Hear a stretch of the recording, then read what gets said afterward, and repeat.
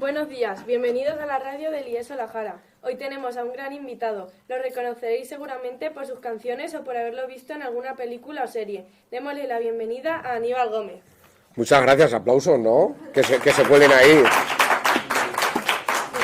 Muchas gracias, es un placer estar aquí con vosotros, me parece una iniciativa muy guay, me hizo mucha ilusión la invitación de Gerardo y sobre todo porque yo, no sé si sabéis que yo soy jareño, que estudié aquí, en este instituto concretamente, que hice, bueno, estamos hablando de la prehistoria, yo hice séptimo y octavo de GB justo en este edificio, arriba. Y nada, pues estoy muy contento y gracias por la invitación. Cuéntame, Luna. Bueno, empezamos con las preguntas. El ámbito de trabajo de los medios audiovisuales, musicales, etcétera, tiene fama de ser complicado. ¿Cómo llegan esas motivaciones a un niño de un pueblo pequeño como La Jara? Pues mira, yo desde pequeño tenía claro que me quería dedicar a algo artístico. O sea, a mí siempre me preguntaban, ¿qué quieres ser? Y yo decía, actor. Lo que pasa es que, claro, tener en cuenta que yo a principios de los 80, o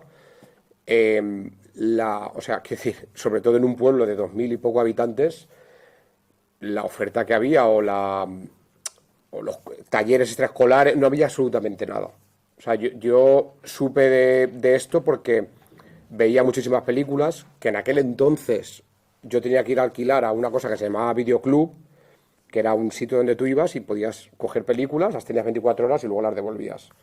Ese es el streaming que teníamos cuando éramos pequeños.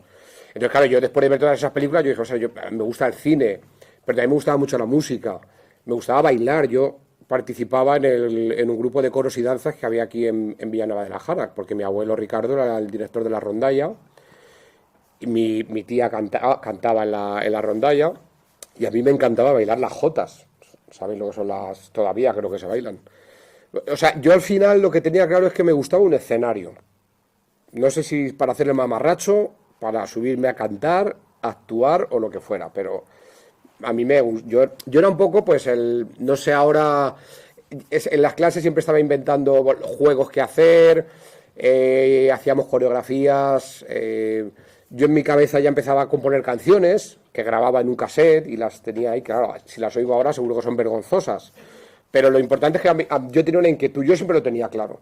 Porque había gente, y hay gente, y es muy lícito, que no tienen clara su vocación, a lo mejor hasta un punto de su vida, o a lo mejor nunca la tienen. Simplemente hay algo que les gusta más que otro. Pero lo mío sí que era vocación. O sea, a mí yo quería dedicarme yo quería ser actor y quería estudiar arte dramático. Y todo el mundo siempre me decía lo mismo. Y era cierto. La carrera con menos salidas que había era arte dramático. Pero yo dije, bueno, siempre estaría a tiempo de volverme aquí a coger champiñón, o a ser fontanero, panadero o mecánico, lo que fuera. Porque al final tendemos a correr mucho en los primeros años y luego te das cuenta de que la vida es muy larga y merece la pena formarte. Luego a lo mejor acabas. Yo conozco a mucha gente que ha recibido una formación y ha acabado trabajando en algo totalmente distinto. Pero yo creo que la formación siempre es muy importante. Porque de manera indirecta se aprenden muchas cosas sobre la vida. Entonces yo os recomiendo, no es un consejo como os daría vuestro padre, pero que extendáis la formación todo lo que podáis. Me enrollo muchísimo, o sea, ya no recuerdo ni el inicio de la pregunta. Bueno, ¿y contaste siempre con el apoyo de tus amigos y familiares? Siempre. En mi caso sí. Yo conozco a mucha gente en la que no ha sido así. Conozco a gente que ha tenido inquietudes como yo artísticas y sus padres, les prohibieron, le dijeron que no lo hicieran, que estudiaran, que opositaran, que tuvieran un trabajo fijo para toda la vida, pero yo creo que eso al final es un error. O sea, yo creo que tenéis que hacer lo que os guste hacer, siempre desde un plano realista, o sea, sabiendo cuáles son vuestras posibilidades. O sea, a mí también había una serie de cosas que me gustaban, pero luego a lo mejor te das cuenta de que estás limitado y dices, venga, pues voy a tirar por aquí. O yo en mi caso soy un actor más de comedia, porque al final tienes que ser honesto contigo mismo y saber dónde puedes encajar más o menos. O sea, porque yo podría haber dicho, es que yo quiero ser un actor como Brad Pitt. Yo tengo que ser realista. Yo no tengo ni el físico de Brad Pitt, ni el talento, ni... O sea, cada uno tiene que trabajar con lo que tenga, sea lo que sea. O sea, da igual, la diversidad yo creo que es justo eso. Entonces, en mi caso, mis padres siempre me animaron a hacerlo. O sea, yo no recuerdo ni un pero en mi casa cuando era pequeño de, no, eso no lo hagas. No, no. O sea, yo les dije, yo quiero ser actor o cantante, y ellos me apoyaron. Y yo cuando hice la carrera, ellos me apoyaron. O sea, no estaban todos los días recordándome la poca salida que iba a tener eso. Entonces, en mi caso, yo he tenido la suerte, y mis amigos, como me conocían, yo era el graciosete y el tal, pues lo tenían también, claro. O sea, yo en mi caso fue de manera muy natural y no tuve peros de nadie.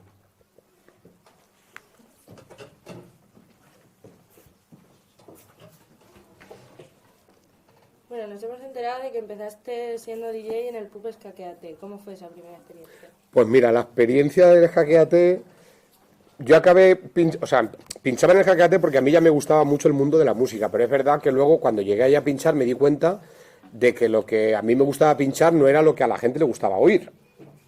Entonces, con esto aprendí una cosa muy importante, que es cómo manejar un poco una sala de fiestas con un público que no es el que escucha la misma música que tú. Entonces yo poco a poco, gracias, intentaba poner alguna canción que a mí me gustara, pero tenía que someterme a las exigencias del público. Entonces yo recuerdo que muchas veces me ponía a pinchar y si ponía dos canciones que me gustaban a mí, a la tercera ya venían a amenazarme a la cabina para que cambiara el estilo. O sea, eso me ocurría. Y nada, lo recuerdo con cariño esos años porque me ganaba un dinero, no era mucho, pero ya tenía la sensación de que estaba ganando dinero con algo que tenía algo que ver con lo que a mí me gustaba hacer, aunque no lo fuera. También fui taquillero de la verbena de aquí de La Jara muchos años. Entonces, bueno, no estaba en el escenario, pero estaba vendiendo entradas ahí al lado del escenario. O sea, estaba cerca, estaba cerca.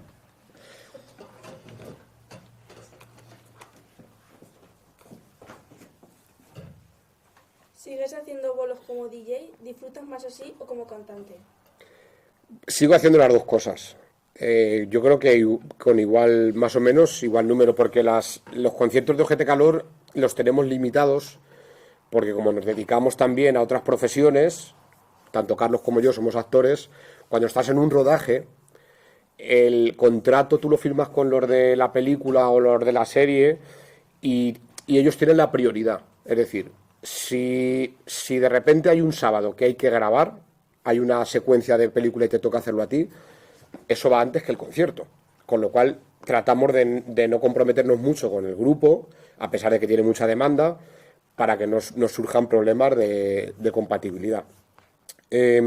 Como DJ a mí me gusta mucho pinchar yo solo, manejo mejor las fechas porque no es lo mismo cuadrar la agenda de dos personas, sabéis que en OGT Calor somos dos, y cuando pincho, como voy yo solo, pues lo manejo y lo disfruto un montón, porque pinchando, ahora sí que puedo poner las canciones que a mí me gustan, coincide con el público que viene a verme, también les gusta mucho, y algo me quedó de la época del Escaquéate, porque hay días donde he ido a pinchar a sitios un poco hostiles, como puede ser la plaza de un pueblo a las 7 de la tarde, donde hay públicos de muchas edades. Esto es importante. O sea, yo he estado haciendo sesiones de DJ, este año en Murcia tuve una, y había gente de 60 años, había gente de 40, y luego había muchas madres con sus hijos pequeños por allí bailando. Entonces, claro, es un poco complicado poner música que les pueda gustar a todos. Entonces, bueno, lo que hago es ir equilibrando un poco. Entonces, a la respuesta que me hacías, disfruto mucho de las dos cosas. Quizá disfruto un poco más con los conciertos de OGT Calor, porque la gente ya siempre sabe bien lo que va a haber ahí, y yo creo que el grupo de OGT Calor reúne lo que más me gusta a mí, que es un poco de teatro, porque somos dos personajes haciendo el mamarracho, y música. O sea, notas que la música a la gente le parece contagiosa, le parece pegadiza, la bailan, la cantan y la gente viene a un ambiente totalmente festivo. Mucho del público que viene a vernos viene disfrazado directamente de su casa. O sea, que al final es como una gran fiesta de la que nosotros somos dos más. Entonces quizá disfrute un poco más con los conciertos, sí.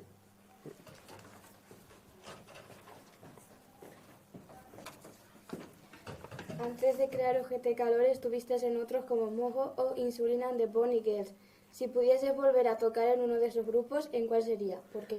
Pues yo creo que serían Insulin and the Pony Girls, porque el primero que fue Mo fue un poco... yo tenía la posibilidad de entrar en un grupo que ya estaba medio formado aquí en La Jara, que era heavy, y el heavy tampoco era el estilo que más me gustaba por aquel entonces. Pero tenía la oportunidad de cantar en un grupo y de todas las canciones que yo mentalmente estaba componiendo, poder presentarlas y que otros las tocaran. Y tocar canciones que yo había hecho. Pero el estilo, al final, estábamos en un punto medio en el que nadie estábamos muy a gusto. Porque yo venía mucho del rock alternativo y de la música electrónica, otros venían de la música heavy, más pura, entonces estábamos ahí. Y luego con Insulina and the Pony Girls sí que se parecía mucho más, tenía más el espíritu de Ojete Calor, que éramos también, yo era un personaje llamado Insulina, las Pony Girls eran 3 amigas mías, que no tenían ni idea de cantar, yo tampoco, pero salíamos disfrazados y a pasárnoslo bien, contagiábamos eso al público. Su tía, Maricruz, era una de las Pony Girls. Entonces, ya te digo, es que era graciosísimo ver los ensayos porque éramos un desastre. Lo que pasa es que, bueno, al final, poco a poco, nos pasó un poco lo que le pasaba a los primeros años de la movida, que había muchos grupos que tenían ese espíritu hedonista y festivo, que no sabían tocar un instrumento, pero lo fueron aprendiendo conforme iban rodando. Entonces, no éramos músicos de conservatorio, yo he sido siempre un músico más de oído, yo he tenido mucho oído, y al final opté por hacer música yo a solas, porque yo podía componer el bajo, la batería, el teclado, más de oído y no tener que estar discutiendo con más miembros del grupo, que eso siempre es un rollo.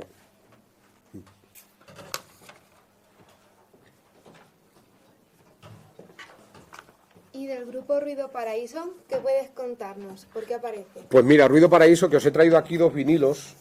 No sé si habéis visto ya el podcast que le mandé a...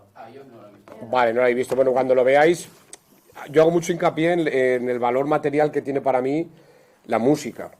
Eso es una cosa que vosotros por vuestra edad ya no lo tenéis tanto. Quizá compréis algún CD, pero cuando yo era joven, la música la comprábamos en soportes físicos. Entonces, ¿por qué tiene esto valor para mí? Pues porque al final un poco puedes tocar, puedes abrir, hay letras, puedes oler el libreto, y luego lo bonito que es, para mí, poner el vinilo en el tocadiscos, lo incómodo que es tener que darle la vuelta, porque hay mitad de canción por una cara y mitad por otro. Y bueno, esto al final lo he traído para que lo tengáis en la ola de música, un poco tipo biblioteca, pues que os los podéis llevar, tenerlo unos días, si alguien tiene tocadiscos en su casa, pero dentro también viene el CD. No sé, un poco por experimentar lo que es, a lo mejor tenéis un vinilo ahí en vuestra casa de vuestros padres, experimentar lo que es poner una y sentarte a escuchar. Porque ahora yo también lo uso, Apple Music y Spotify mucho, pero hay algo distinto en la manera de escuchar la música, cuando lo haces en aplicaciones. Aquí lo puedes pasar rápidamente la canción, que no digo que sea malo, pero al final ponerte un disco lo escuchas de otra manera, lo escuchas como de principio a fin. Pasar la canción no es tan cómodo, entonces la escucha es distinta. Ruido Paraíso surgió porque yo estaba componiendo muchas canciones que no tenían cabida para Ojete Calor, básicamente por temática y por música no tenían nada que ver. Entonces yo las fui acumulando y llegó un momento que dije, ostras, pues voy a sacarlas. Y en vez de llamarme Aníbal Gómez, pues opté por ponerme otro nombre, otro seudónimo, Ruido Paraíso, y he sacado ya 2 álbumes. La repercusión de este grupo no ha sido muy grande. Entonces, o sea, yo experimento lo que son las 2 cosas. La repercusión de Ojete Calor es mayor, hay mucha demanda, y la de Ruido Paraíso no lo es, pero al final, como me gusta, pues es posible que saque un tercer álbum y a veces no importa hacer algo con lo que no vayas a ganar dinero. Si te gusta, hazlo y ya está. Entonces, surgió de esa manera. Surgió porque tenía que darle salida a un montón de canciones que tenía y que no me servían para Ojete Calor.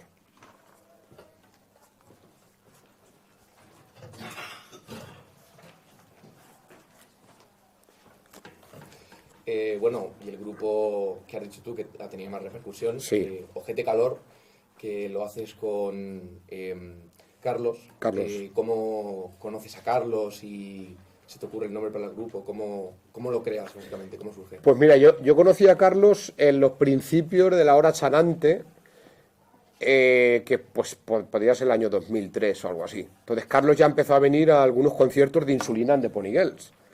Y Carlos ya vio el espíritu de cómo eran esos conciertos y luego rápidamente conectamos. O sea, porque cuando conectas con alguien en el sentido del humor, yo creo que eso es básico para grupos cómicos, ya sea Familia y Cansado, Martes y 13, Los Morancos, lo que sea. Si tú conectas en el humor y a ti te hacen gracia ciertas cosas y quieres hacer algo creativo, ten por cuenta que luego vas a tener un público que te va a seguir. No sé si van a ser 10 o 100.000, pero siempre va a haber alguien que le guste lo que a ti. Entonces, lo conocí a principios de los 2000 y Ojete Calor siempre fue un poco para los dos una broma que se nos fue de las manos. De hecho, un día estando en Madrid nos juntamos, dijimos, venga, vamos a hacer un grupo. ¿Cómo nos llamaríamos? 2 palabras inconexas que no tengan nada que ver. Ojete Calor, ja, ja, ja, venga, pues Ojete Calor. ¿Y cómo sería la portada? O sea, eso antes de hacer la música. La portada, porque Carlos dibuja muy bien. Mira, la portada somos tú y yo, señalando así al sol, pero en vez del sol es un culo. Vale, pues no sé qué. Y las canciones, venga, la primera se va a llamar Salmonella. La segunda, Terminator 2. La 3, dame un beso en el culo, yo qué sé. O sea, era todo y ya se quedó ahí. Y un día llego con Carlos y le digo que ya tengo la primera canción hecha. Dice, pero que iba en serio. Digo, claro. Entonces le llevé la demo de lo que fue luego la canción de Ojete Calor, luego hice 060, luego hice la de Cuidado con el Cibor. Creo que luego hay una pregunta relacionada con la primera vez aquí en La Jara, entonces eso luego lo cuento.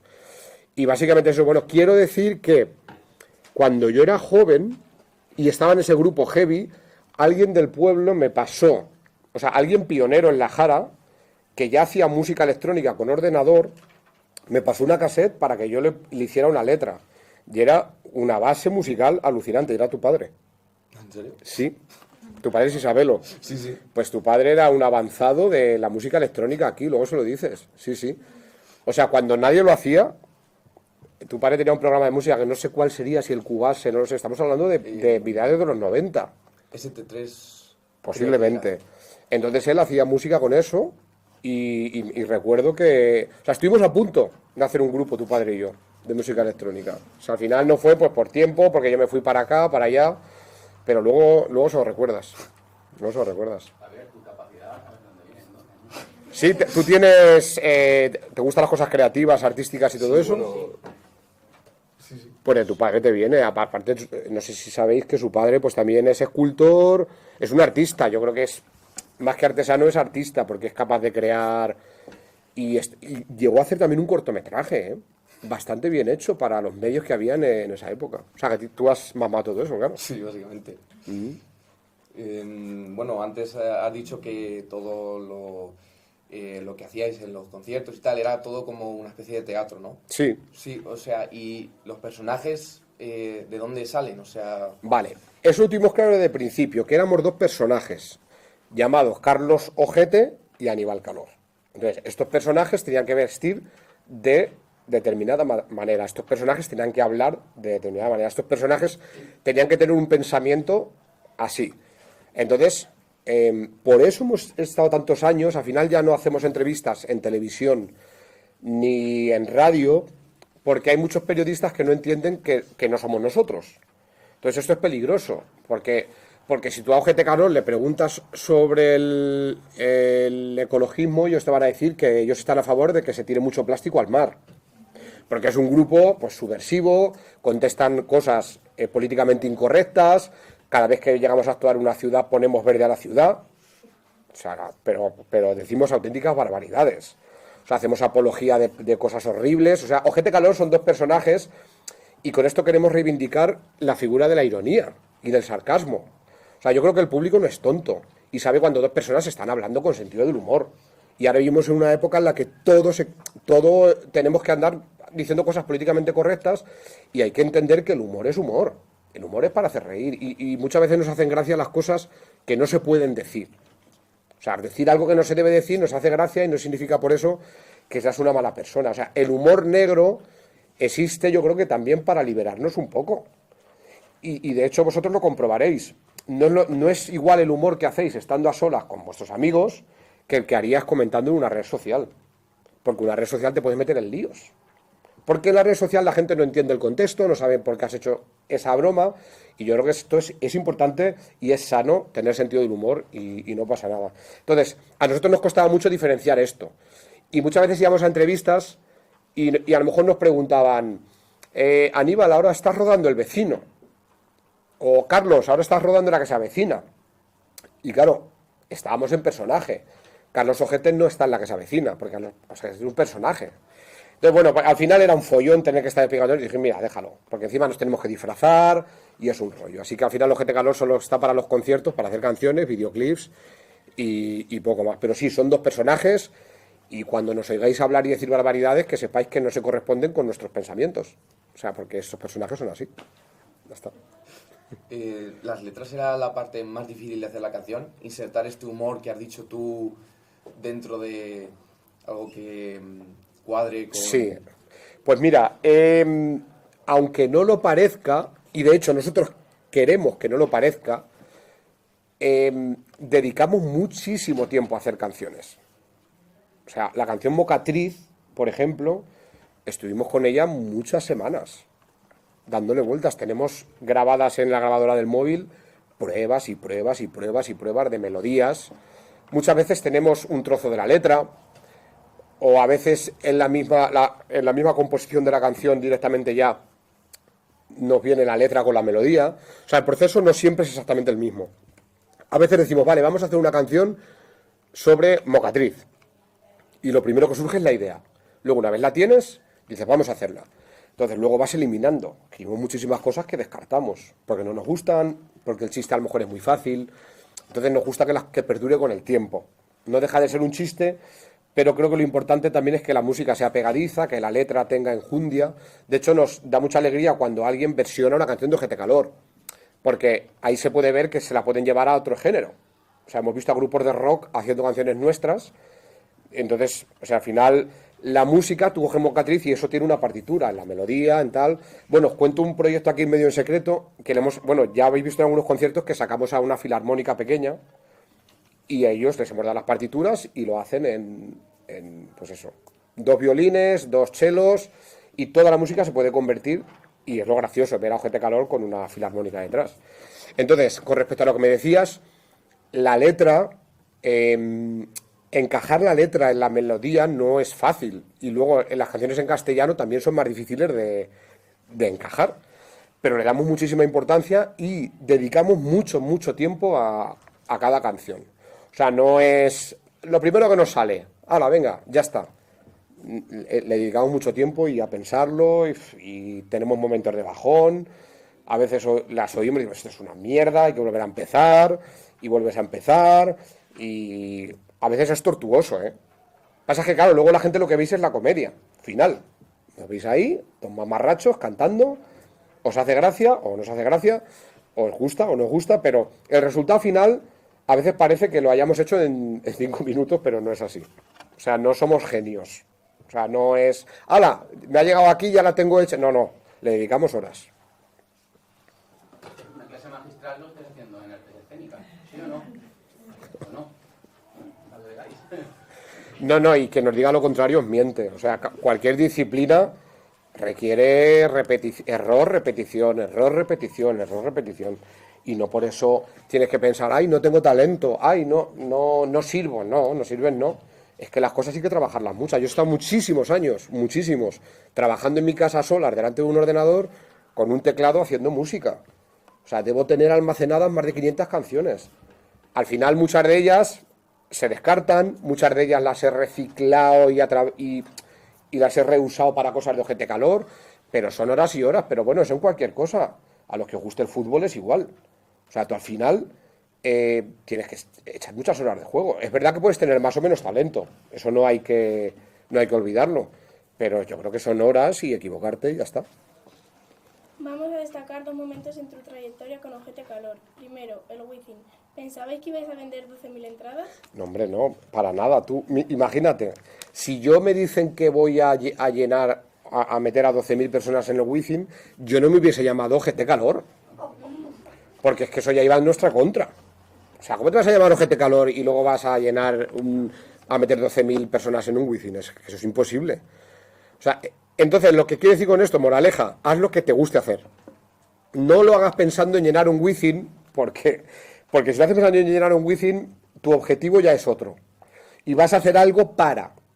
Y cuando haces algo para, no es lo que tú quieres hacer. Tú haz algo que a ti te guste y en lo que creas que puedes tener talento o simplemente que lo disfrutes. Y luego ya se verá. Pero en ningún momento pensamos que podíamos meter a 12.000 personas en el Wizzing. Y más con una propuesta así. Porque es una propuesta que no es... que se sale un poco de la norma. O sea, no hay muchos grupos como nosotros. Quizá luego eso, pensándolo ahora así en retrospectiva, pues haya jugado a nuestro favor. Que no hay mucha oferta parecida a la nuestra. Pero desde luego que no. O sea, para nosotros esto fue una sorpresa. Incluso fueron los demás los que nos animaron a hacerlo en el Wizzing. Porque nosotros no lo teníamos nada claro. Nosotros habíamos llenado 2 Rivieras, que en Madrid son 2.000 y 2.200. O sea, sabíamos que en Madrid podíamos vender 4.000 y pico entradas. Pero esto era dar un salto muy grande. Y al final pues salió bien, pero podía haber salido fatal. Entonces yo qué sé, ya nos dimos cuenta de que vale, ahora podemos hacerlo. Pero no, ni en mejores sueños. Yo al Wizzing Center iba a ver a mis grupos favoritos. A Depeche Mode, a The Cure... pero yo no me imaginaba que me iba a poder subir al escenario del Wizzing Center. Ni que directivos del Wizzing Center fueran los que nos animaron porque eran fans de Ojete Calor. O sea, para mí todo esto es una sorpresa alucinante. Yo os lo digo en serio, cada vez se nos acerca más gente diciendo que le gusta mucho Ojete Calor, de distintas edades, un montón de niños, gente mayor. A nuestros conciertos vienen familias, a veces. O sea, no tenemos un público concreto que dices, pues, a lo mejor la música hip hop, todo el mundo que va a ver un concierto o de trap son más o menos de una edad. Con Ojete Calor no ocurre esto. Entonces sí, lo del Wizzing fue una sorpresa total. Tuvisteis varias colaboraciones, ¿fue difícil gestionarlo? Muy difícil. Y nos quitaba el sueño. Porque contar con gente famosa que venga a cantar canciones contigo suena muy bien. Muchos de ellos eran amigos nuestros, pero eso no quita, porque luego la gente famosa, sobre todo algunos más que otros, tienen una pedra. Algunos tienen un bofetón. Porque te dicen, tal día ensayamos a las 6 de la tarde. Te llaman 2 horas antes diciendo que no pueden, que les ha salido no sé qué. Luego, quedas otro día para ensayar. Me acuerdo con Yolanda Ramos. ¿Conocéis a la actriz Yolanda Ramos? Que luego lo hizo súper bien. Pero ensayar con ella fue imposible. O sea, ella era incapaz de aprenderse una letra. No una letra entera, eran 2 estrofas. Pero claro, nos juntábamos con ella y venga, sacaba bebida, y nos empezaba a contar cosas de su vida, que sí, que era muy divertida. Pero claro, Carlos y yo decíamos, a ver cómo conseguimos ensayar con ella un poco.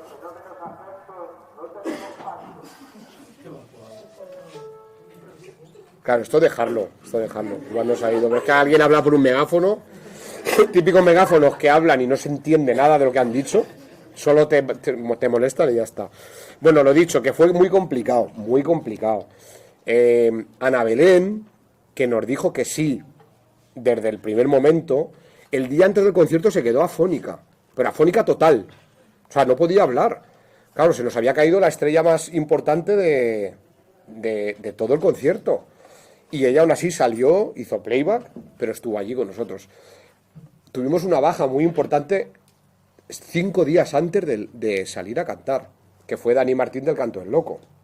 O sea, Dani Martín del Canto del Loco, que le gusta mucho Ojete Calor, meses antes nos dijo contar conmigo, pero vamos, estoy encantado. Íbamos a cantar con él Mocatriz y Sinceridad no pedida, 2 canciones. Y unos 5 o 6 días antes del evento nos dijo que, o sea, él trabaja en una marca de una bebida alcohólica. Digamos que él tiene una serie de conciertos anuales privados que tiene que hacer. Entonces, uno se lo pusieron justo el día del concierto. Eso es lo que nos dijo. Entonces, corriendo tuvimos que tirar de agenda y salió Boris Izaguirre, que también fue muy divertido, estuvo muy bien. Pero que todo esto que cuento así rápido, cuando estás preparando un evento de esa magnitud, es muy doloroso, sobre todo mentalmente. Porque ahora se te cae uno, tienes que llamar a no sé qué promotor, tienes que ver con quién... Tienes que ensayar con... La verdad es que fue una experiencia un poco tortuosa preparar el Wizzing, pero claro, nosotros queríamos hacer algo especial. Y especial era pues llevar a Loles León, llevar a Tino el de Parchís. Parchís es un grupo de cuando éramos pequeños, que ahora lo conoceréis porque cantan la canción de Cumpleaños Feliz. Pues era grupo que lo petaba cuando éramos pequeños. Y contamos con Tino, que era el cantante principal, y estuvo también Rocito estuvo porque quisimos llevar a alguien que nadie se esperase. O sea, porque tú si viene Joaquín Reyes, al final pues te lo esperas. Pero Rocito era algo que nadie se iba a esperar. Entonces al final los conciertos de Ojete Calor son eso, sorpresas. Cae el telón y hay una banda de mariachis cantando Agapimú y El Rey. O sea, cosas que no te esperas. Bueno, esto es una alarma nuclear o... En una de estas hay un simulacro de incendio. Si hay un simulacro de incendio, cogemos el micro y seguimos hablando por los pasillos con él. Bueno, eso, que fue complicado. Digo lo mismo que con la música. Cuando tú vas a ver el concierto y dices, hostia, que hubiera estado, cuánta gente, cuántas sorpresas, ahora sale un gorila gigante, ahora salen unos mariachis, pero prepararlo es costoso y más para dos personas como Carlos y yo que estamos encima de todo. No solemos delegar nada a nadie, solemos estar encima de cada cosa para que salga como nos gusta. Entonces fue complicado, sí.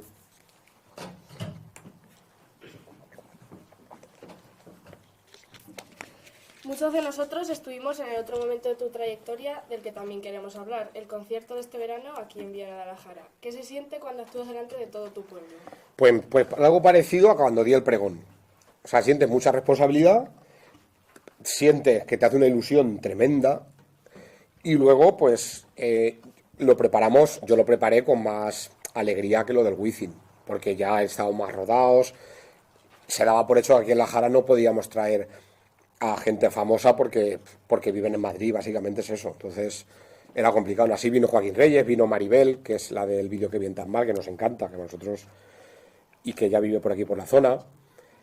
Hicimos una entrada espectacular, que fue en una grúa. Sí. Nos saltamos todo tipo de riesgos laborales y medidas de seguridad. Eso en el Wizzing es imposible de hacer, ¿eh? En el Wizzing absolutamente todo está revisado por arquitectos, ingenieros. Bueno, ahí tiene que firmar hasta... Pero aquí sí, aquí nos subimos en la grúa de Melgoso y ya está. Yo no le dije nada a Carlos, yo la probé el día de antes y eso estaba altísimo. Pero yo le dije, no le dije nada a Carlos porque igual si se lo digo no quiere subir. Digo, que ya una vez esté arriba que grite, ¿sabes? Y nos subimos en la grúa y al final salió bien, pero bueno, pero haber caído, hombre, si nos hubiéramos caído hubiera sido mítico el concierto. Porque me haber dicho, yo estuve en aquel concierto donde murieron. Esos dos idiotas que se subieron a la grúa que se cayeron. Tengo el vídeo en mi móvil. Chistes, humor negro, bueno, pues eso. Pues. Entonces, la verdad es que para mí me hizo muchísima ilusión tocar aquí en La Jara. Era una cosa que estaba en el aire hace mucho tiempo y al final pues se pudo hacer. Yo convencí a Carlos porque Carlos en esa época rodaba la serie del pueblo y eso lo graban en una aldea perdida de un pueblo de Soria. Entonces, irse desde allí a cualquier sitio de España a hacer un concierto los sábados era una movida. Y yo hablé con él, le dije, mira, en mi pueblo si hace falta, te recogemos en coche, pero hay que hacerlo. Y nada, al final pues salió. Merce llevaba muchos años intentándolo, muchos años era imposible y al final pues se pudo hacer.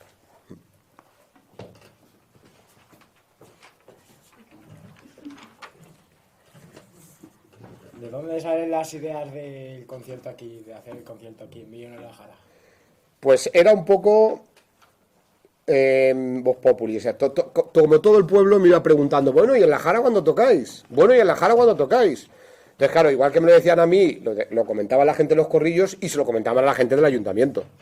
En ese momento estaba Merce y Merce, es verdad que no es que nos quisiera traer este último año, no, llevaba intentándolo tiempo. Lo que pasa es que por cuestiones nuestras de agenda no pudimos hasta este año. Entonces yo creo que surgió un poco de todo el pueblo, porque la gente, muchas veces actuábamos en Valencia, en Madrid, salían autobuses de La Jara. Entonces, claro, la gente decía, ostras, han salido los autobuses de La Jara para ir a Valencia, ¿por qué no hacéis un concierto aquí? O sea, era un poco como una cosa que estaba en el aire, pendiente de hacer, no se sabía cuándo, y yo creo que a la gente al final tampoco le pilló por sorpresa. O sea, para muchos fue una alegría, porque dijo, no, pues ya no tenemos que ir a verlos a Valencia o Albacete. Entonces surgió de esa manera. ¿Y las ideas que tenéis, como poner una barca y subirla encima de la gente? Eso... Muchas las copiamos de gente. O sea, lo de la barca se lo vimos a Steve Aoki. Yo es que antes pinchaba también en un grupo de electro y Steve Aoki es el artista se queda el pelo largo, que lanza tartas al público, se tira en barca. Bueno, él también lo copió de otro grupo que se llama Rammstein, un grupo alemán de rock. Entonces vamos viendo cosas, hay cosas que las inventamos nosotros y otras que no. Además nosotros lo decimos en los conciertos. Esto se lo hemos copiado a Rammstein o a quien sea y lo hacemos tal cual. Lo de la barca es peligroso. Lo veis desde fuera y decís, eso no es nada. Preguntárselo a Ernesto Sevilla, que en el Wizzing lo tiraron 4 veces. Y en el último cayó en un charco de cerveza. Y ya se fue de pie. O sea, ya dijo, no me va a subir. Después de 4 ya se fue de pie al escenario y él no va a repetir nunca en la barca. La verdad es que fueron a tirarlo a él. A nosotros nos tratan con más cariño. Pero aún así, tú estás arriba del todo, entonces claro, no todo el mundo medimos igual. Entonces, en algunos conciertos parece que ha ido un colectivo de enanos al concierto a vernos. Y un colectivo de gente que juega baloncesto, porque de repente estás muy, muy alto y miras así y ves que hay mucha gente muy baja. Y claro, están así con las manos, pero a lo mejor hay una altura así que tienes que bajar con la barca. Entonces, claro, eso se lleva mal. Yo recuerdo otro concierto en Sevilla que la sala era baja y directamente nos chocábamos con el techo. O sea, yo me podía ir agarrando a las estructuras del techo de la luz. O sea, que no nos ha pasado nada porque Dios no ha querido.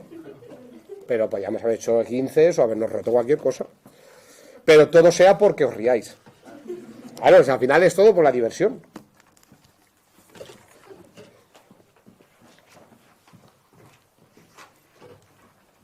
¿Ha sido la primera vez que actuaste en el pueblo como GT Calor? No, por eso decía que hubo una primera vez. ¿Os acordáis cuando he contado lo que le llevé a Carlos la base de una canción que era Ojete Calor, la canción? Entonces se hizo un festival aquí en La Jara. Yo por entonces, yo fui concejal de Cultura y Festejos aquí, pero por entonces no lo era. Y se hizo un festival multidisciplinar, de arte multidisciplinar, que se llama Zumo, en el que había un grupo de música, un monologuista, una exposición, me parece que también hubo un café-teatro, que esto era como un teatro de pequeño formato, era como muchas cosas, se llamaba Zumo, Festival de Arte Exprimido. Entonces, en la 5ª edición, que vino Joaquín Reyes a hacer un monólogo, le dije a Carlos, pues mira, tú y yo lo presentamos el evento. Somos los maestros de ceremonias y nos damos a conocer como GT Calor. Pero ahí no estaba definido nada, ni el vestuario, ni nada. De hecho, creo que salimos con 2 pelucas, o sea, aquello fue bochornoso. O sea, fue bochornoso. Encima el CD, empezamos a cantar la canción y el CD se saltó. Se iba saltando. No pudimos ni terminar la canción. O sea, nos bajamos del escenario y Joaquín Reyes, que nos vio, dijo, hostias, cómo han hecho el ridículo. Me los llevo a una fiesta que voy a hacer en Madrid del aniversario de Laura Chanante, que se suban y que la gente se ría de ellos. Entonces, claro, ¿qué os parece esto? Y dijimos, genial. Allá que vamos. Lo que Joaquín no supo es que de ese momento hasta la actuación de Madrid, yo fui preparando 3 o 4 canciones mejor hechas. Y ensayamos y ya nos compramos el vestuario, porque hicimos un viaje a Nueva York y en una tienda de segunda mano nos compramos el vestuario. Y entonces Joaquín ya vio en la actuación que ya molábamos más de lo que él pensó y le dio un poco de rabia, pero es lo que hay. Entonces hubo una primera vez que fue, de hecho, la primerísima vez aquí en La Jara. ¿Qué sientes al mirar al público y ver a tanta gente bailando y cantando tus canciones? Pues eso, esa sensación no se te va nunca, porque siempre que subes y ves a la gente cantando tus canciones, es que es muy raro, porque es algo que tú has hecho en tu habitación, a lo mejor, y de repente te vas a Zaragoza y hay 3.000 personas cantando esa canción que has hecho tú en tu habitación. Entonces, claro, no es lo mismo hacer un disco o escribir un libro, porque al final no estás en contacto con la persona que lo va a leer o oír, pero los conciertos sí, vienen, entonces cuando notas realmente que la gente está, no sé, cantando y bailando algo que tú has hecho, entonces es una cosa rarísima. La primera vez que tenemos el recuerdo, Carlos y yo, de que nos pasara esto fue en un concierto en Barcelona. Era la primera vez que había una intro con una canción nuestra, ya estábamos a punto de salir y empezamos a escuchar que toda la sala estaba cantando la canción. Y nos miramos como diciendo, ¿cómo puede ser que estén cantando la canción? Esa fue como la primera vez que nos dimos cuenta de que, claro, GT Calor, llega más gente, la gente se aprende las canciones, la gente va a tus conciertos y las canta. Pero es impresionante, o sea, estar allá arriba y ver a toda esa gente ahí abajo, que encima se lo está pasando bien, a mí me sigue impresionando, ¿eh? Y son muchos conciertos ya, pero sigue impresionando mucho. O sea, es una sensación, no sé si es un premio a lo que haces, pero desde luego que es no sé, es muy distinto, porque yo ahora esto, lo que decía antes, os lo voy a dar, lo vais a escuchar, pero yo no voy a saber vuestra reacción, y en los conciertos sí se sabe, entonces eso es especial. Pero muchas veces la canción favorita del público no coincide con la favorita del artista. ¿Cuál de las que has hecho es tu favorita? Carlos y yo lo decimos muchas veces, estamos hartos de tocar algunas canciones. Queremos quitarlas del setlist, pero claro, no podemos porque ya, si la gente la celebra mucho o le gusta mucho a la gente, no la puedes quitar. A mí hay alguna canción así del primer disco que me hace gracia, a lo mejor Viva el Progreso, porque es una canción así muy ingenua, esa ya no la tocamos nunca, porque no tenemos espacio. Porque normalmente cuando vas a un festival te dicen tienes que tocar 60 minutos y te ponen un marcador en una esquina del escenario con una cuenta atrás, amenazante. Si llega el segundo cero y estás a mitad de canción te corta la música. No nos lo han hecho nunca, o sea, eso es lo que dicen, porque a lo mejor nos hemos pasado medio minuto, pero tienes que ajustarte porque en un festival los tiempos están marcados y después de ti viene otro grupo.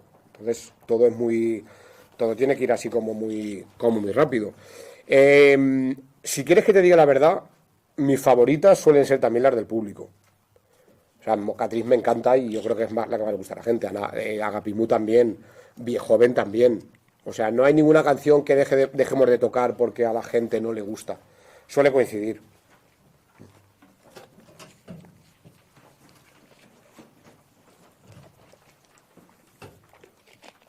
Sabemos que has trabajado como actor.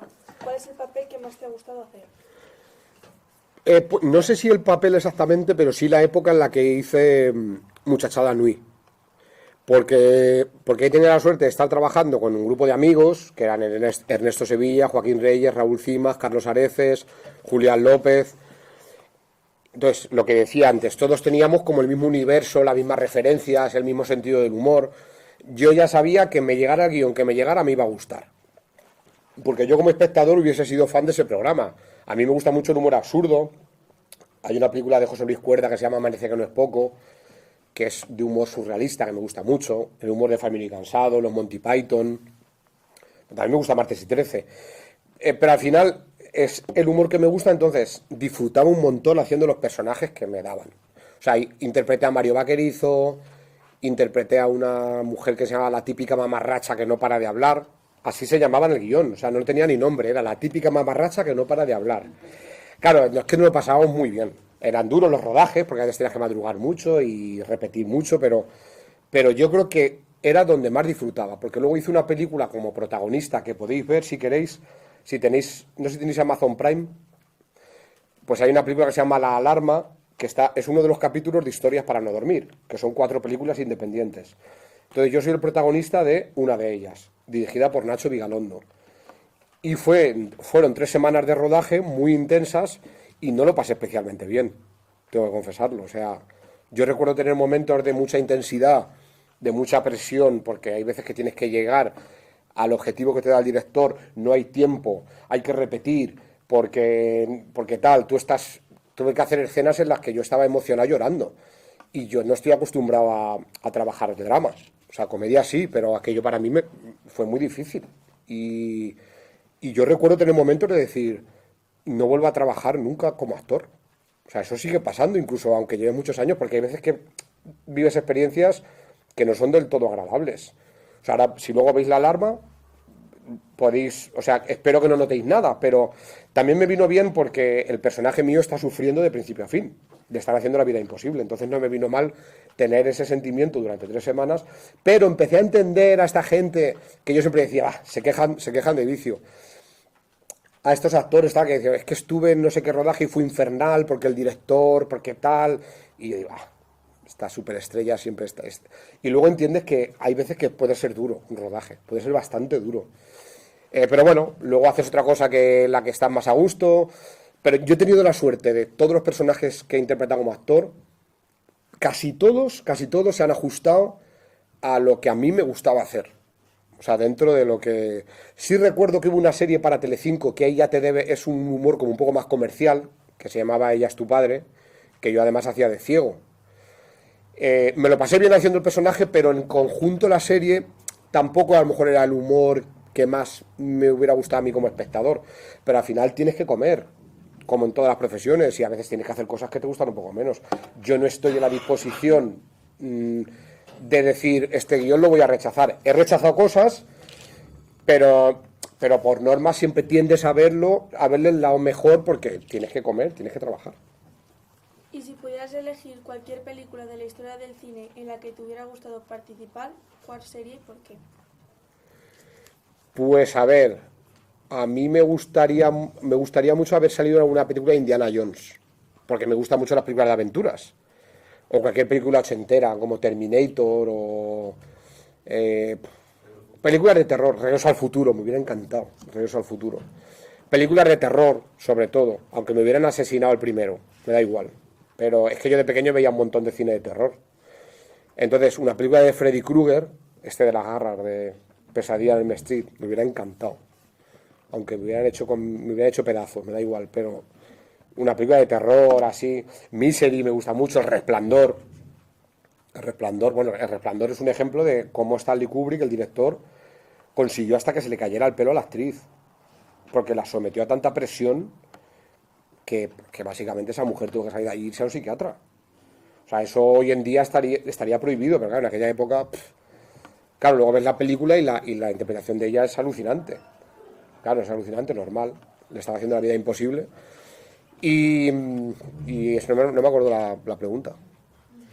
¿Cuál es la película? Ah, bueno, pues ya te he dicho varias. Regreso al futuro, Terminator, Pesadilla en Elm Street, Misery, cualquier terror, película de terror, Expediente Warren, Annabelle, o sea, me vale cualquier película de terror, de aventuras, Indiana Jones, de acción, me gusta mucho Terminator 2 concretamente, y de cine español, me hubiera gustado mucho salir en alguna de Pedro Almodóvar, la verdad, sí, de aquella época. Hombre, con Pedro Almodóvar es un poco el que más cerca me pilla, porque con los otros... ¿Cuándo empezaste a sentir que eras famoso y que la gente te conocía? Pues es que eso es poco a poco. ¿Sabes qué pasa? Que en mi caso no es lo típico que cuando haces una serie o un actor de repente, ¡boom!, tú hace algo con muchísima audiencia y de la noche a la mañana la gente lo para por la calle. En mi caso no era así. O sea, yo he sido muy progresivo, muy progresivo. Al principio te para uno de vez en cuando, luego vas a un festival de música y notas que la gente te para más porque conocen más. Luego sales en una serie de televisión y notas que te para la gente por la calle, que no es habitual que te paren. Y te lo dicen, es que yo te he visto en una serie de Telecinco. Entonces ya vas notando, cuando se te acerca alguien, puedes saber más o menos por qué te conocen. Un poco viendo su edad y dices, vale, pues esta es porque salió en Me Resbala, o esta es porque salió en Tu Cara Me Suena, o esta es porque salió... Pero ahora la mayor parte de la gente que me para y para decir, ay, que me gusta mucho, tal, es por Ojete Calor, ¿eh? Más que por la tele y que es Ojete Calor. Pero ya te digo, como ha sido progresivo, no... Pero a ver, que yo soy un famosillo, ¿eh? O sea, que yo voy por la calle tranquilamente. O sea, gente como Santiago Segura o Arturo Valls van por la calle y los paran a cada metro. Y eso es horrible. O sea, a mí no me gustaría llegar a ese punto.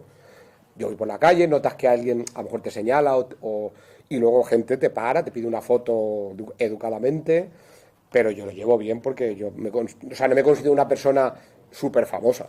O sea, hay gente que no me conoce. Entonces yo así estoy cómodo. No me gustaría llegar al nivel de actores que no pueden andar por la calle. El fenómeno fan es muy curioso.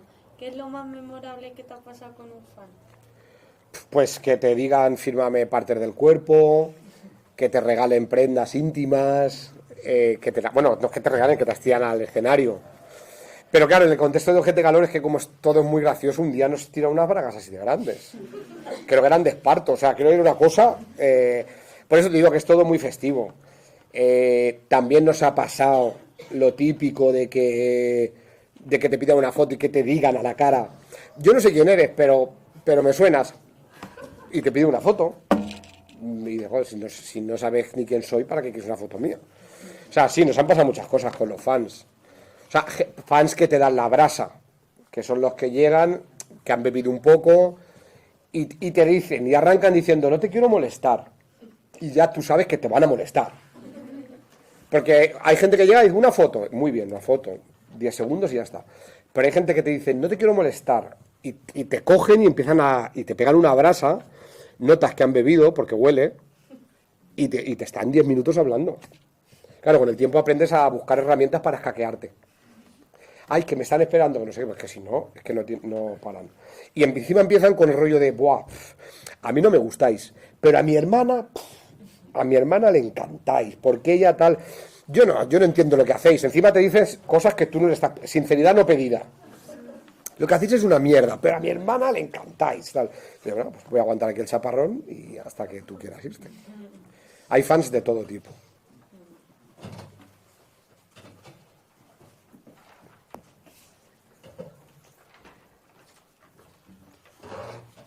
También has publicado libros como Estoy regular y El alucinante mundo de Rafaela Mozzarella. ¿Cómo surge la oportunidad de escribir estos libros? Pues esto es de lo más curioso que me ha pasado en mi vida. O sea, en el periodo de 10 días recibo por correo electrónico 2 peticiones de 2 editoriales distintas queriendo que publique un libro. Y yo, claro, yo antes de contestar, cuando las tenía las 2, empiezo a revisar, digo, serán los de la misma editorial que han duplicado, se ha puesto en contacto conmigo un editor, yo qué sé, porque no me parece... Y luego descubrí que no, que eran 2 distintas, y yo, sin tener tiempo y sin saber si me podía comprometer, les dije a las 2 que sí. Porque no todos los días te invitan a publicar un libro. Y dije, sí, claro que puedo. Y ya poco a poco los fui encajando, diciendo, venga, ¿qué fecha buscáis vosotros? ¿Qué fecha tal? Y poco a poco en mi casa iba haciendo. En el caso de Estoy regular, yo ya tenía muchos dibujos acumulados porque a mí me gusta mucho dibujar. Dibujo fatal. Pero mis dibujos son característicos, yo los vendo como que son hiperrealismo y son bochornosos, pero de tan bochornosos a mucha gente le hacen gracia. Entonces, decidí hacer estos dibujos y acompañarlos con pequeñas anécdotas sobre mi vida. A lo mejor hacía un dibujo de Terminator 2 y hablaba del cine de los 80, de lo que había significado para mí. Y luego, en el otro caso, me pareció un reto chulo, porque era, tienes que escribir un libro que vaya dirigido a adolescentes que están perdiendo el hábito de la lectura. Y yo dije, bueno, pues qué concreto. O sea, y al final hice el libro como me dio la gana. O sea, hice un libro, digo, pero... Porque al final yo cuando era pequeño recuerdo que me gustaban las cosas, yo veía películas de adultos, o sea, creo que al final tampoco hay que tratar a la gente por su edad, porque no sé, ¿qué edad tenéis vosotros? 15, 16. Seguro que habéis visto todas películas ya de terror para mayores de 18 años. O sea, que al final es todo un poco como aconsejable, pero cuando yo era pequeño había un programa que se llamaba La Bola de Cristal, que era para niños, y ojo las barbaridades que se hacían en ese programa. Y no pasaba nada, porque, bueno, había referencias que todavía no pillabas porque no tenías edad, y en cualquier caso, lo que decía antes, la gente sabe cuando alguien está de humor, o lo que es la ironía, o que se puede decir algo políticamente incorrecto y no tener por qué pensar eso. O sea, creo que lo peligroso no está ahí, lo peligroso está en otros círculos de la calle o mítines políticos. Hay más peligro, pero no en el humor y en la ficción. Y en el libro de Rafaela hice al final como 3 historias, creé una familia, que es este, mira, gracias, que es este que hay aquí. Entonces hay un amigo mío que se llama Jaime Villanueva, que me gustaba mucho como dibuja, y yo no quise hacer los dibujos, le dije hazlo tú porque, mira, hizo unos dibujos muy guays. ¿Ves? Esta Rafaela, él sí dibuja bien. Y lo curioso de esto es que yo hice una presentación del libro en Madrid y me llevé como maestro de ceremonias a Arturo Valls, por llevar una cara conocida, porque es amigo mío, y él se leyó el libro y vino a hablar del libro y a él le gustó mucho. Y él resulta que tiene una productora de cine. Y cuando acabó la presentación me dice, oye Aníbal, ¿tú has pensado en llevar esto a hacer una serie? Digo, ¿una serie de dibujos animados? Dice, no, una serie de verdad, con personajes. O sea, llevar esto a... Digo, pues estaría guay. La verdad es que no lo había pensado. Y un día me llama y me dice, me he reunido con una plataforma, les he contado la idea tuya y les ha gustado. Y quieren que envíes el capítulo 1. Le dije, pues te lo hago ya. Corriendo me puse y les mandé el capítulo 1. Y dijeron, ¿quieren el 2? Corriendo me puse y les mandé el capítulo 2. Entonces, esa serie llegó, o sea, escribí 8 capítulos que siguen escritos, con todos los personajes, o sea, estuvo a punto de hacerse el año pasado. A punto. O sea, estaba todo. Teníamos buscado directores de arte, cámaras, estaba todo.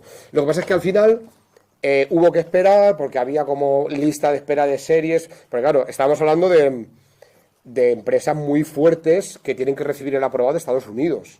Entonces, en Estados Unidos dijeron, os tenéis que esperar, ahora mismo no podemos sacarla. Entonces, esto está encima de la mesa. Esto es un proyecto que os puedo contar que ojalá y dentro de unos años diréis, al final sí lo han hecho, porque es que está ya hecho. O sea, los capítulos están escritos. Está a falta de rodar. Entonces, fíjate cómo a veces de una cosa que tú no te es un poco lo del Wizzing. Tú no lo haces pensando en eso. Yo cuando escribí esto no pensaba en que esto pudiera ser una serie, pero sí que estaba disfrutando haciéndolo. Entonces, si disfrutas de eso, al final nunca sabes dónde puede acabar la broma. ¿Te has planteado escribir otro libro? Por ejemplo, una biografía al final de tu carrera o algo así. Sí, alguna vez lo de la biografía lo he pensado. Lo que pasa es que hay tantas cosas que no se pueden contar. Que no se pueden contar sobre todo porque comprometerías a mucha gente.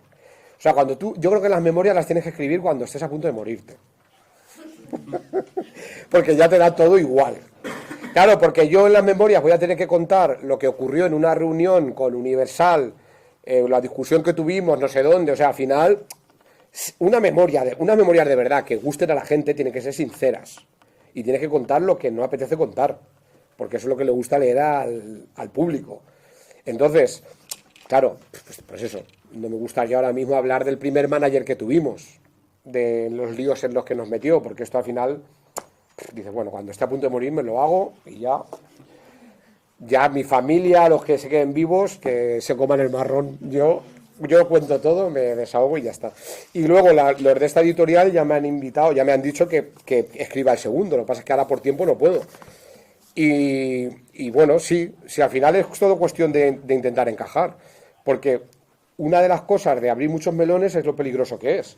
Claro, escribo, hago música, actúo, soy actor, soy DJ y al final, pues conciliar todo eso, pues no es fácil. Entonces a veces se me olvidan cosas. Por ejemplo, sí, ahora que me lo has dicho, ya digo, Aníbal, tienes que escribir otro. Ya me lo llevo en la cabeza.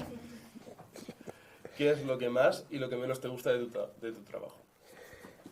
Lo que menos me gusta es lo que se tarda en que lo que estás haciendo vea la luz. O sea, yo soy una persona un poco impaciente. Carlos es más paciente que yo.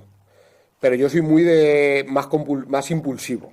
O sea, a mí me gusta que si yo hago una canción ahora, la retoque y tal, pero que vea la luz el mes que viene. Pero hay veces, o sea, por ejemplo, Mocatriz a lo mejor tuvo un periodo de gestación de 10 meses.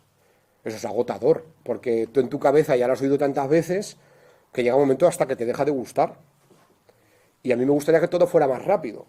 Que digas, he tenido la idea, la hago, pum, ya está aquí. La película esta en la que hago de guardia civil, que se estrena ahora en Amazon, que se llama Awareness, la rodé en febrero del año pasado. O sea, a veces, y estamos terminando este año. O sea, hay proyectos que salen 2 años. Eso es lo que menos me gusta. La distancia que hay entre que creas algo y ve la luz. Y lo que más me gusta es tocar el concierto, porque es lo más directo que hay. Porque hacer canciones, hay días en los que no es tan divertido. Cuando la gesta, no sé qué, pero días que estás en el estudio haciendo los arreglos, lo decía antes, ensayo y error. Metes unos violines y dices, uff, al día siguiente ya no te gustan, los quitas, metes otros. Eso es un poco aburrido a veces. Y los rodajes de cine es la cosa más aburrida que hay en el mundo, ¿eh? O sea, tú cuando ves la película o la serie, dices, hostia, qué guay, pero en un rodaje estás un día entero para rodar 3 secuencias.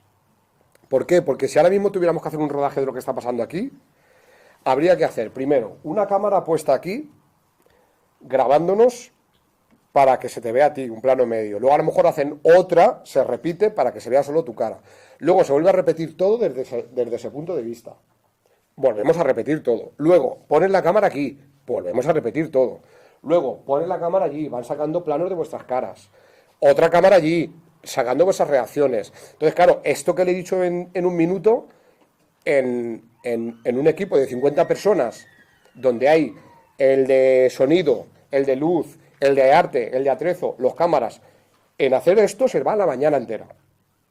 Y si es una película con más producción, todavía más. Entonces, los rodajes son infernales. A mí se me hacen muy pesados. Lo que más me gusta, en resumen, es el concierto. Porque es más catártico, más vivo, es 1 hora y media de intensidad, llegas, lo haces y te vas a tu casa.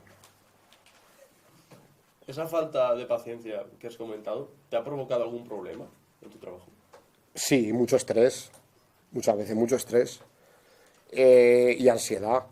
O sea, yo al final, yo creo que por la gente que nos dedicamos un poco a lo creativo, bueno, no sé si a todas las disciplinas artísticas, pero yo creo que es un poco como, por un lado es como una bendición y por otro lado una maldición.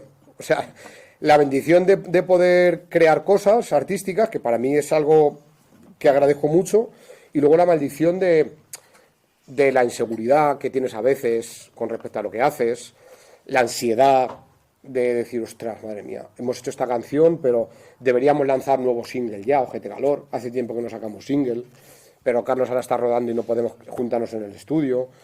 O sea, notas una presión que al final no es que la gente te la diga, pero la notas tú en tu carrera. Dices, en mis esquemas, este año deberíamos haber sacado una canción nueva. Y ahora que ya sé que no vamos a poder, porque estamos a mitad de hacerla, vamos a tener que ir a enero o febrero, eso me genera malestar. Claro, vosotros no lo veis, pero yo por dentro sí.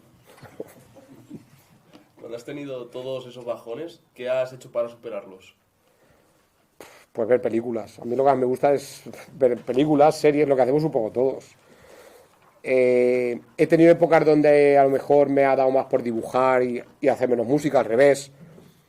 Cuando hago música normalmente, para mí es como muy terapéutico. Yo me pongo a hacer canciones y en ese momento es como que se bloquea algo, las preocupaciones y la ansiedad desaparece y ya no me vuelven hasta que dejo de hacerlo.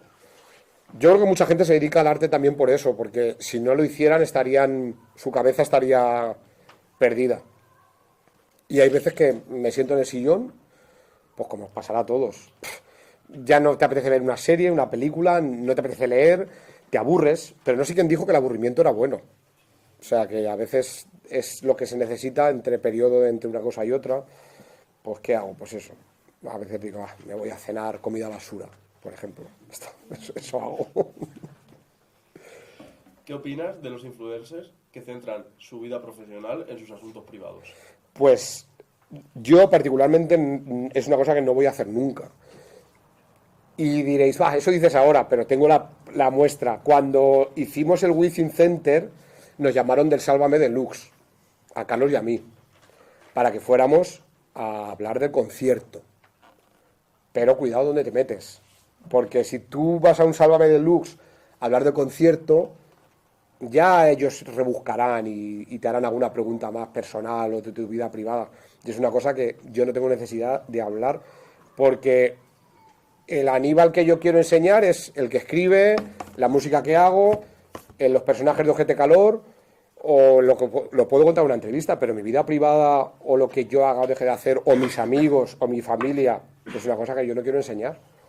Porque es que si no dejas al final algo en tu vida privada, yo particularmente no me gusta. O sea, no me gusta ni hacer fotos de mi casa por dentro, porque es como es tu espacio, el tuyo, el de tus amigos que vienen, te ven, y por eso la gente que está, mi amiga Lorena Castell, se pasa el día con el móvil en la mano grabando todo, subiendo stories sin parar, subiendo stories de su hijo, no sé qué, o sea, todo el mundo conoce la casa de Lorena Castell, el día que tiene bajón, el día que tiene subidón, a qué hora sale su hijo del colegio, a qué hora tal. Bueno, es una opción, yo no lo haría, pero reconozco que ella vale para eso y lo disfruta. Si ella lo disfruta, aquí puedes enseñar de tu vida privada lo que te dé la gana. Lo que no me gusta son muchos influencers que monetizan sus dramas. A ver si me explico. Creo que está bien que si alguien tiene un problema y quiere hacer un podcast y contar lo que le pasa, en un momento dado no está haciendo nada malo, pero creo que hay ciertas cosas que, sobre todo cuando eres más joven y tienes menos experiencia, tiendes a como a generalizar. Y yo creo que a veces, si tienes un problema psicológico, por ejemplo, yo aconsejo más ir a un psicólogo, a un psiquiatra o a alguien profesional que hacerle caso al 100% a lo que te pueda decir un youtuber. Porque el youtuber al final no es un experto en esa materia. Entonces, creo que puede haber algo de peligro con esto. Porque yo siempre lo digo, yo no soy ejemplo de nada. O sea, yo cuando alguien me pregunta, ¿tú qué harías? Le digo, yo te puedo decir lo que yo haría, pero no me tomes como ejemplo. Porque yo soy yo y mis circunstancias, y las tuyas son otras distintas. Y yo te puedo dar un consejo que a mí me haya servido, pero ve a un profesional mejor. Y creo que cada vez hay más gente que se mete en camisa de 11 varas. O sea, se meten en terrenos donde dices, bueno, no eres un experto. A lo mejor deberías formarte antes de hablarle a... Y estamos hablando de gente que tiene miles y miles de seguidores. Entonces, a veces pueden ayudarles a esa gente, pero a veces también puede ser un poco peligroso. Porque a lo mejor no son las mejores personas para estar hablando de ciertos temas.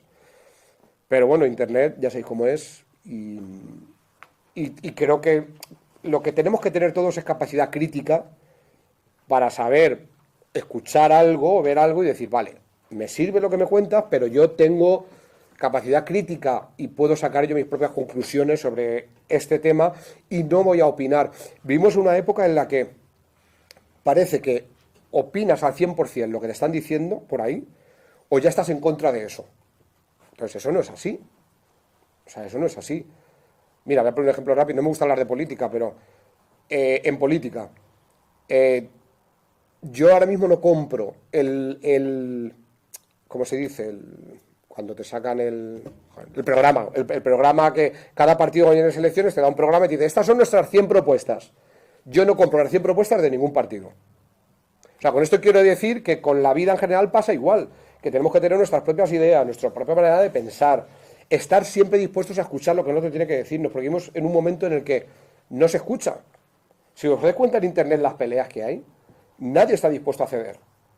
Nadie está dispuesto a moverse, nada. Entonces, es un poco absurdo, porque entonces tú lo que me vayas a decir, si no te voy a escuchar para nada y no me voy a mover de mi posición, ¿por qué sirve el diálogo? Sirve de poco. Entonces, con la política pasa igual. A mí me gustaría votar las propuestas que más me gustaran de cada partido. Hay de algunos partidos que no me gusta ni una, pero bueno, pero de otros votaría, pues esta me gusta de aquí, esta de aquí.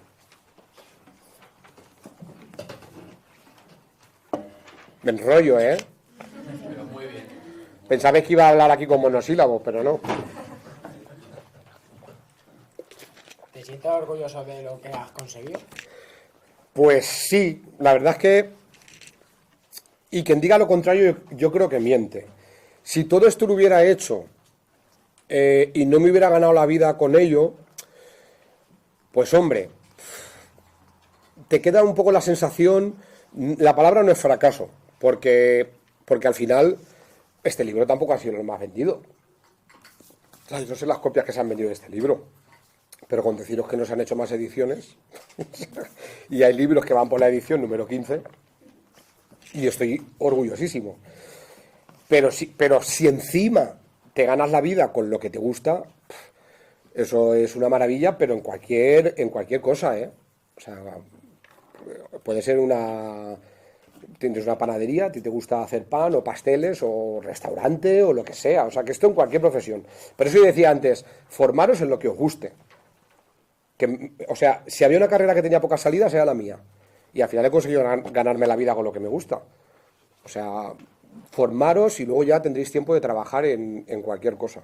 Entonces yo sí me siento orgulloso porque al final digo, joder, pues ha merecido la pena el esfuerzo. Y son muchos años. O sea, a mí no me ha venido del cielo nada, ni he heredado nada. Mi familia siempre le ha gustado el arte, pero de manera aficionada. Mi abuelo enseñaba la rondalla de manera altruista a la gente del pueblo. Entonces yo eso lo llevo en la sangre. O sea, para mí, yo estaba año tras año intentando. Yo tenía un montón de grupos de música y ninguno ha funcionado tan bien como GT Calor. Pero no he tirado la toalla porque me gustaba. Y ahí voy a crear otro, y me gusta, y otro, y me gusta, y otro, y me gusta. Y al final, pues yo creo que por aburrimiento me han dicho, venga, vamos a darte conciertos. No, pero es verdad, yo creo que eso es importante, y claro que me siento orgulloso. Pero en cualquier profesión, si alguien es hortelano o jardinero y le encantan las plantas, se va a realizar en su profesión y se tiene que sentir igual de orgulloso, lo que me pasa a mí. ¿Y si no hubieras conocido a Carlos, tú crees que Ojete Calor hubiera sido igual? No, porque hay cosas que, sobre todo cuando creas con otra persona, que son únicas. Para bien o para mal, son únicas. O sea, si Carlos hubiera hecho GT Calor con otra persona, no sería el mismo grupo y viceversa. O sea, no podría ser. No podría ser, no. Hubiera hecho grupos a lo mejor parecidos, pero al final la química que se crea cuando estás en un proceso de creación artística, si sois dos, o sea, no sé, pero es que os pasará en vuestra vida privada con las parejas. Ninguna pareja es igual a la otra.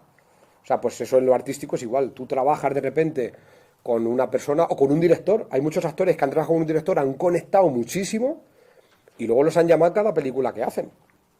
O sea, Quentin Tarantino con Leonardo DiCaprio, Robert De Niro con Coppola. O sea, cuando algo funciona, se crea algo único y de haber sido de otra manera hubiera sido muy distinto.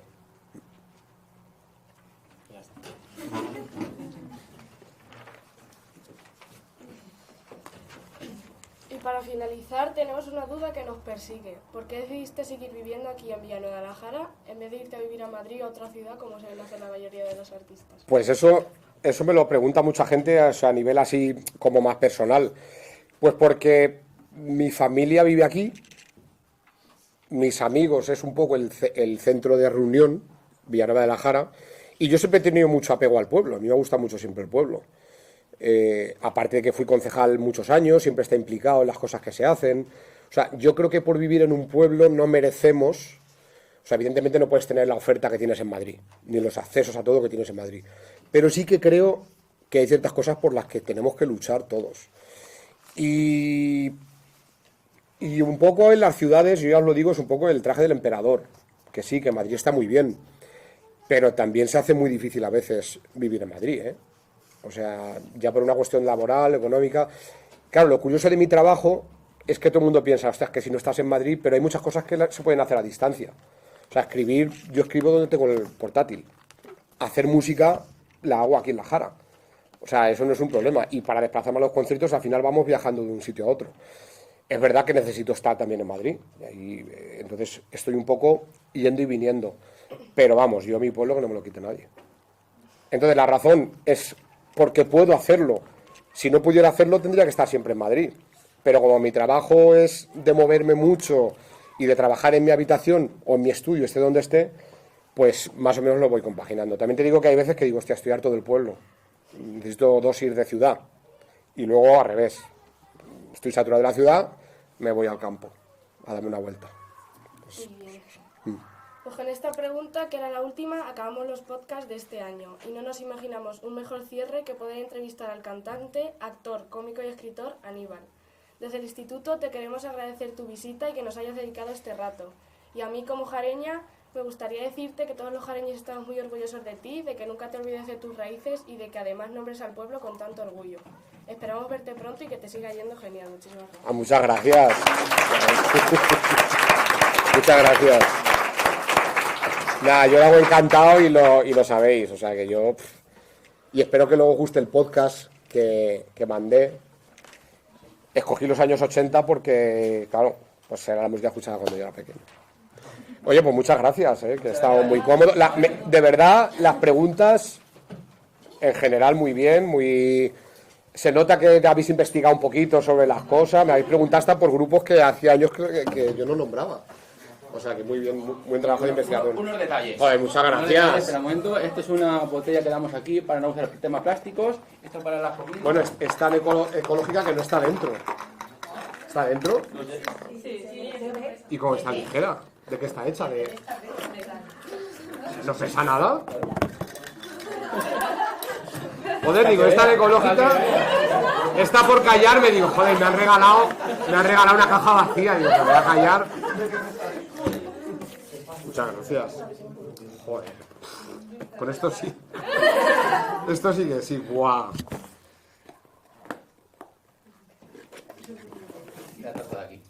Muchas gracias. Muchas gracias, de verdad, no era necesario. Hombre, muchas gracias por venir y por hacer esto. Lo que necesitéis. Muchas gracias. Queremos una foto de grupo. Sí, lo que me hace.